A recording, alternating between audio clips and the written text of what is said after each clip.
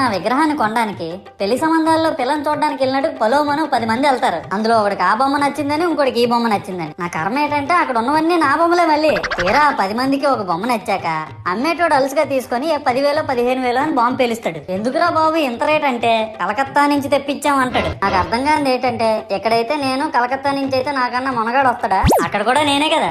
ఇలా నన్ను బజార్లో పెట్టి బేరం ఆడి నా మొహానికి ముసుగేసి వ్యాన్ ఎక్కిస్తారు. ఆ వ్యాన్ డ్రైవర్ గాడు నేను ఉన్నానని కూడా చూడకుండా ఏదో ఆలోచించుకుంటా డ్రైవ్ చేస్తా. గతకల్లో గబ్బి గుబ్బి అని తించేసి నా కాల్లో చెయ్యి ఇరగొట్టేస్తాడు. ఈ విషయం చందాలు ఇచ్చిన చిన్నోళ్ళకి తెలిస్తే మళ్ళీ ఇరిగిపోయిన బొమ్మ పెట్టకూడదని ఏ బొమ్మ రాసి కవర్ చేసేస్తారు. సరేలే జరిగిందేదో జరిగింది, నా భక్తులే కదా కూల్ బ్రో అని చిల్లయ్యే లోపు నన్ను పందిర్లో పెట్టి ముసుగు తీసి నాకన్నా పొడుగున్నే సౌండ్ బాక్సులు 2 నా చెవులు పక్కన పెట్టి డీజే గణేష్ బ్రో అని చెప్పి నా పాటలను కూనీ చేస్తారు. సరేలే పిల్లలు కదా ఇప్పుడు కాకపోతే ఎప్పుడు ఎంజాయ్ చేస్తారు, కాసేపట్లో పూజ స్టార్ట్ చేస్తారని వెయిట్ చేస్తా ఉంటే ఆ 5 రూపాయల వ్రతకల్పన బుక్ చూస్తే ఎక్కడ లేని